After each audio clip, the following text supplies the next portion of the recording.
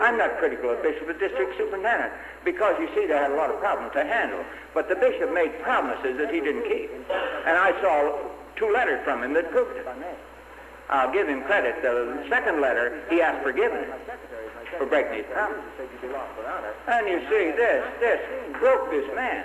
And if I hadn't been ministered to him and I wrote him every week, in fact, I've gotten a new vocation. That's counseling ministers by me.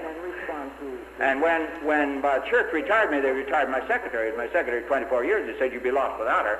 And I had not foreseen this new vocation. And if you write letters to 100 ministers a week, you got a sideline job in your hand, provided you're going to read their letters and then respond to these letters. But think how important responsiveness is. You are the Lord. I went into a children's... Most of you are my younger brothers, and this is being very personal.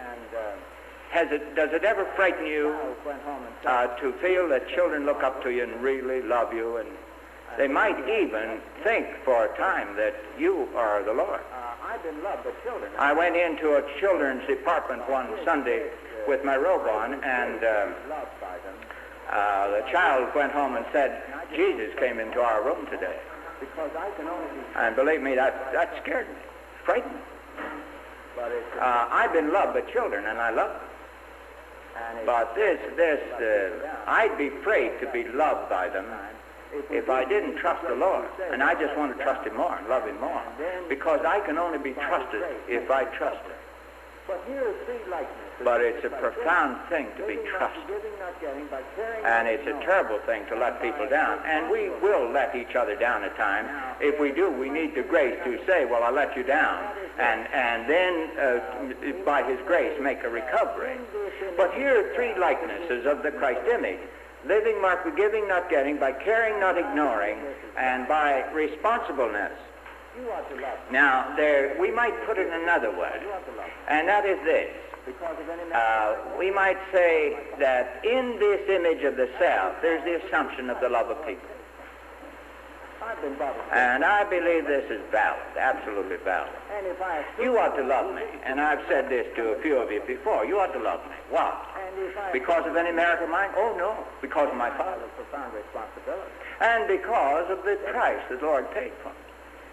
I've been bought at a great price. You ought to love me. I assume, therefore, you merit my love. And if I assume your love, you'll give it to me unless somebody forgot to love you. And if I assume your love and get it, then I have a profound responsibility to dedicate it. Now, the second follows that I assume, therefore, you merit my love for the same reason.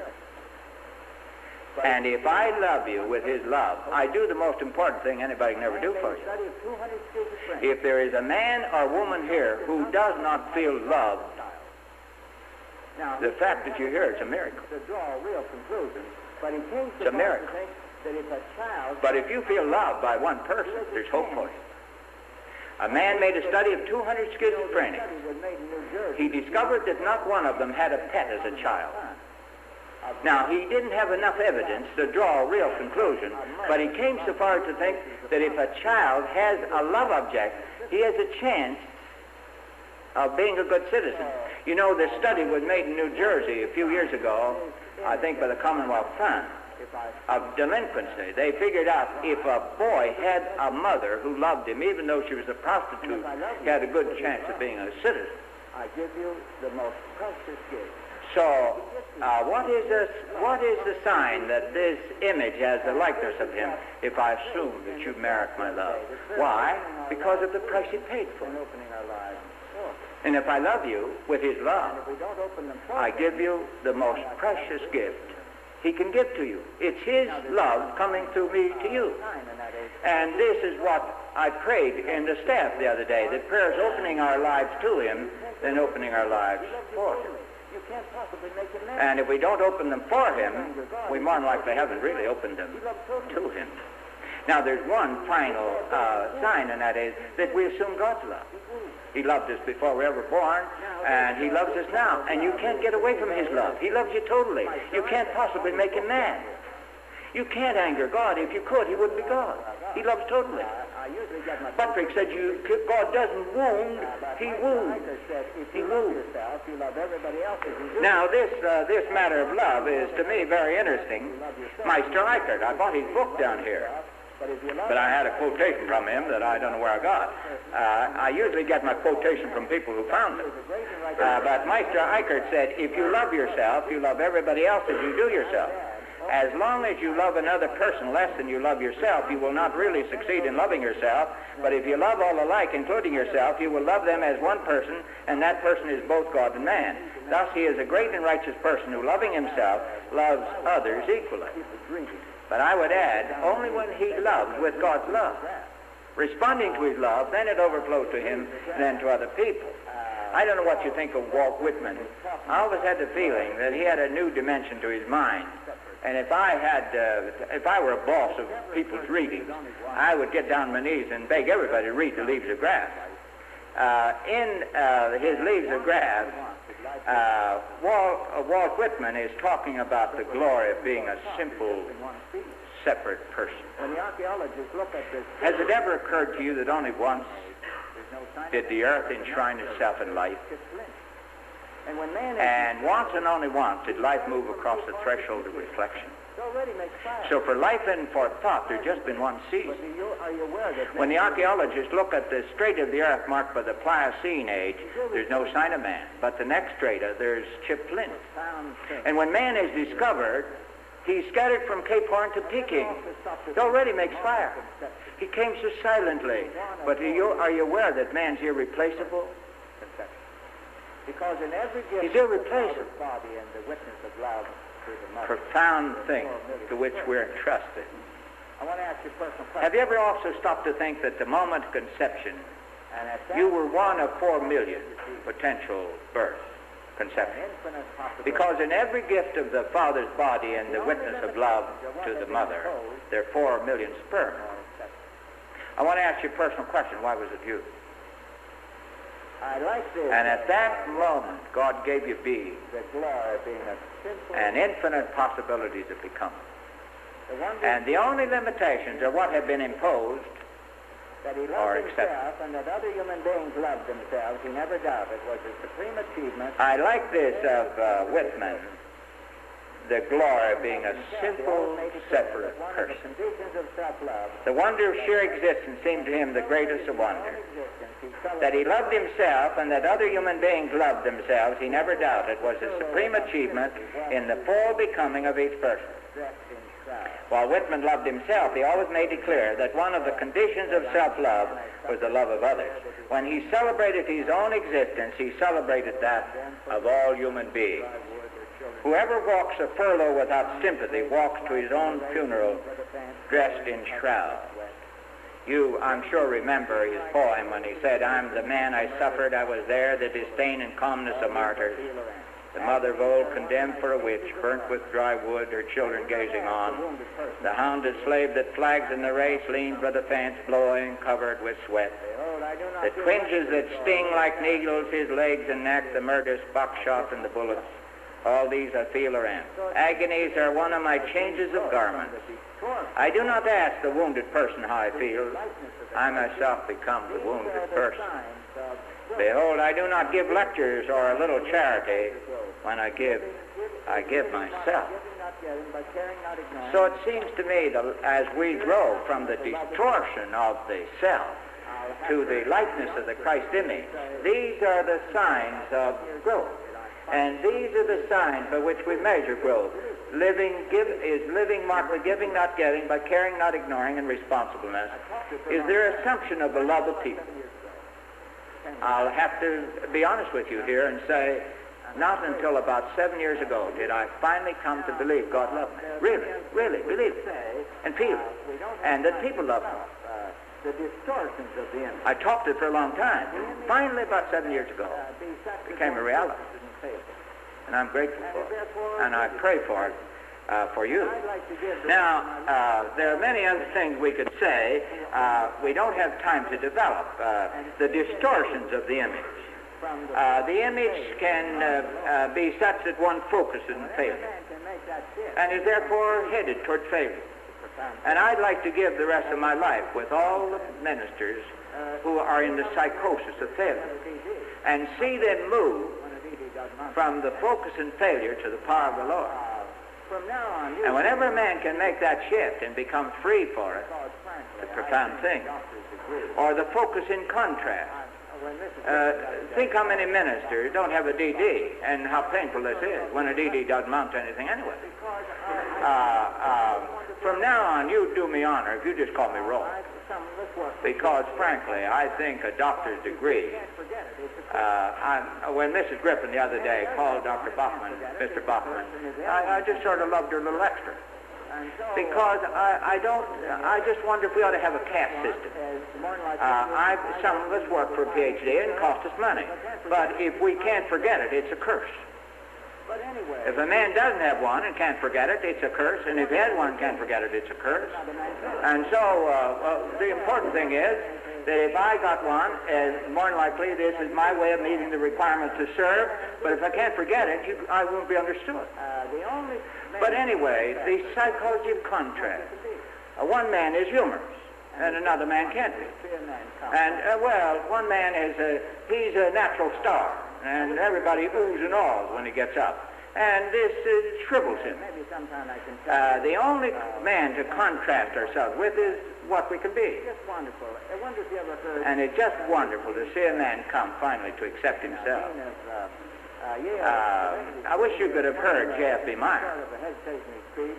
And maybe sometime I can tell you one of the turning points in his life. Just wonderful. I wonder if you ever heard, used to be, can't think of his name now, Dean of Yale Divinity School. He had a pointy nose and he sort of hesitated in his speech. And when I invited him to our church, I thought some fool came in his place. Charles R. Brown. But you know, our people never forget him. They've forgotten his message, but never forget him.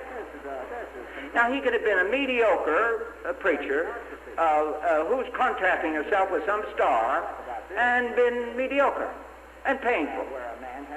But he broke free from the imposed limitation. This is a tremendous thing if it can happen. Then the narcissism.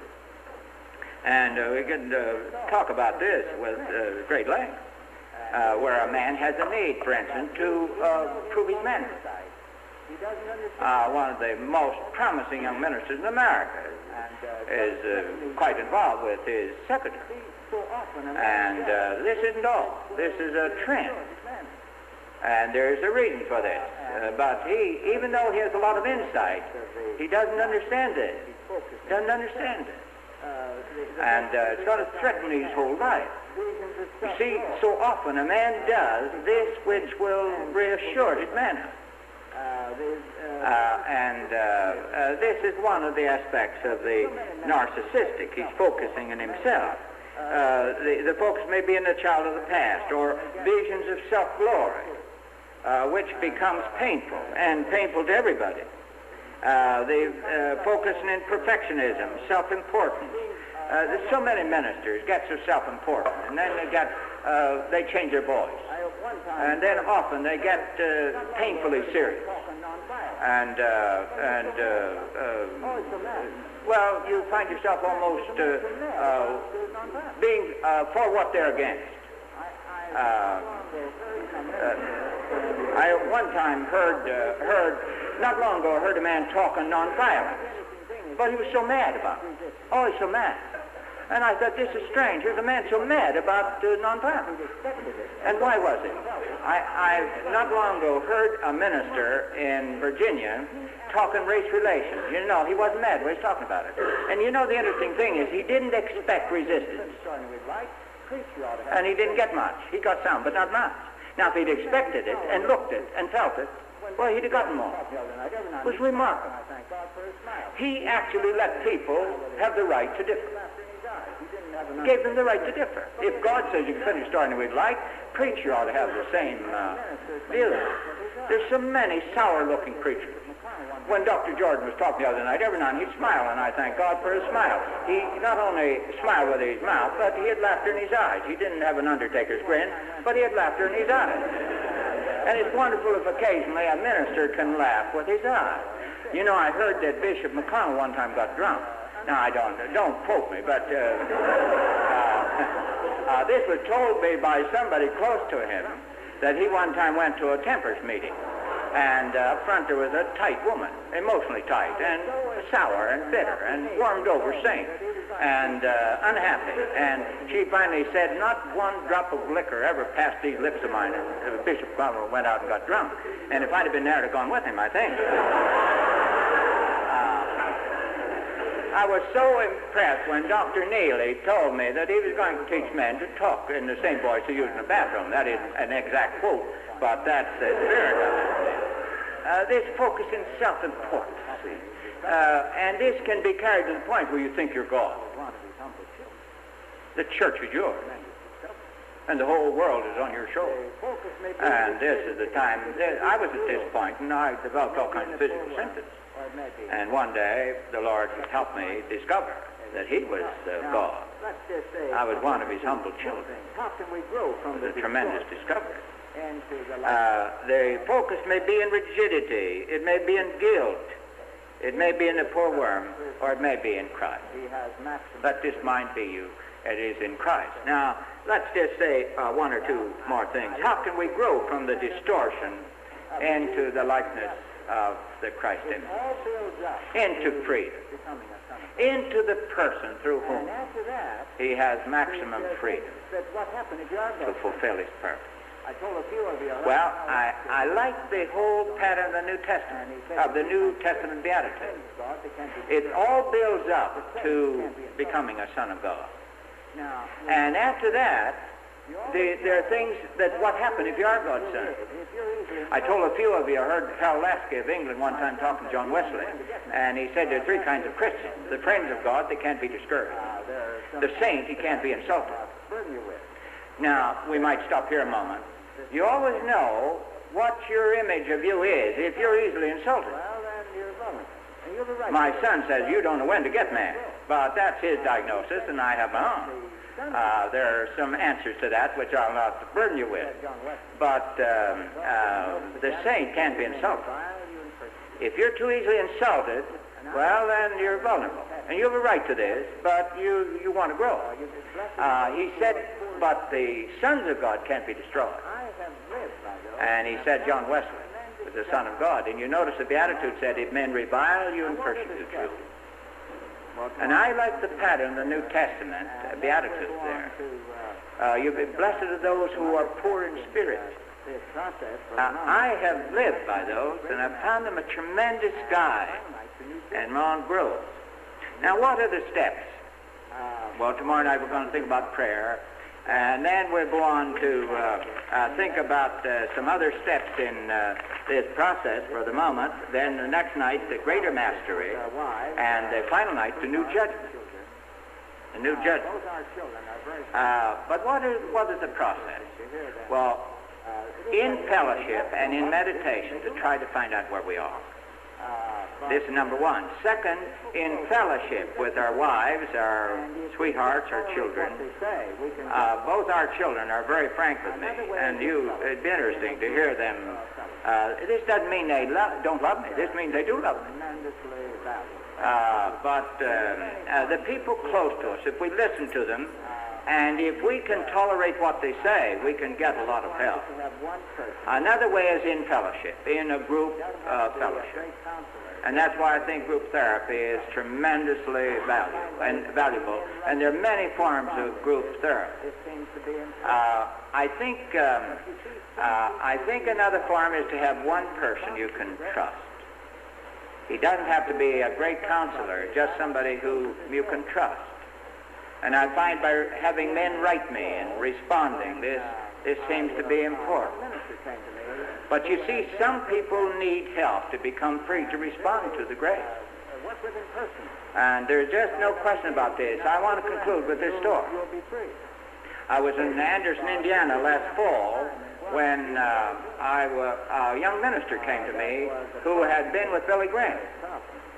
And Billy worked with him personally. Got him on his knees, said, now if you surrender, you'll be free. But he would get up each time and go out and do the very thing. that was a part of his serious problem. And his problem was that he went from woman to woman. And finally came to a therapy group we had for women. And in the group, something happened that made him feel that here he might find understanding. And he sought me out. And for 3 nights, late at night, when he'd come back from Indianapolis, I listened to him. And he came to see a number of things, that his father is a great preacher, and I have permission to tell that story. Never was father to him, so his mother was father. He got married to an unusual girl. She became his mother. His children became his competitors. Then he went out with other women, really, to establish his manhood, because he had a deep and tremendous fear in his early part of his life as homosexual. He had 1,000 pictures, nude pictures, that he wanted me to see. He had them on a swivel. And I'll be honest with you, I've heard about these pictures, never saw them and wanted to see them, but something said, don't look. And I said, well, no, I would like to see them, but something says, don't look. And so I didn't, and I never see them, and I'll tell you in a moment. When we came to the end, he said, I don't understand. He said, when I was a Billy, I was inspired. With you, I'm not. Well, he said, I may fail. I said, well, keep talking. Well, he said, with Billy, I was organized up on an emotional level. When I left him, I dropped down to the level of habit system. I think with you, I've been working on the level of the habit system. He went out from that night. Well, I said, keep talking. Well, he said, I may fail. I said, well, if you fail, I just make one suggestion. Don't go to Calvary for yourself. You have a Savior. I think this was revelation. And when he came to insight, he went out from that night. He has never slipped since. The next morning, and that's about 5 months ago. Now, I think everything that happened with Billy Graham was valid, but he wasn't free to respond. He needed a chance to come to insight. And when he came to insight, he was free to respond. And then he knew the fullness of grace. The next morning, he buried, and this is interesting, he buried the 1,000 pictures in the family plot in the cemetery. And you people know why he did this. The next morning, went and dug them up and burned them and buried the ashes. Either a group or a person. This man was, I think, instantly healed. And all therapy doesn't come this fast. It's remarkable in this person's case. So some people need a person with whom to work, either a group or a person. Why? In order to become free to respond to the saving grace. With some of us, it'll be a long, hard process. With others, it may come fast. With Paul, it came rather fast, didn't it? Suddenly. With Timothy, it apparently was a long, continuous process, like a moving picture experience. Well, this is the issue before us. How can we grow from the distortion of the image into the likeness by His grace of the Christ image? And the more of this takes place in us, the more it can happen with the people with whom we minister. And I think if we work with them in a creative way, it'll take place in the process with them. We'll be growing with them. And this is one of the hopeful things. Now, last night I didn't give you a chance to react. Tonight I'd like to give you a chance. I wonder if we might do this. Suppose we have a moment of silence so that the Holy Spirit can correct any error that was made and clinch the truth that was shared. And then those who want to leave can go, and those who would like to stay for back talk may. So let's be still for a moment.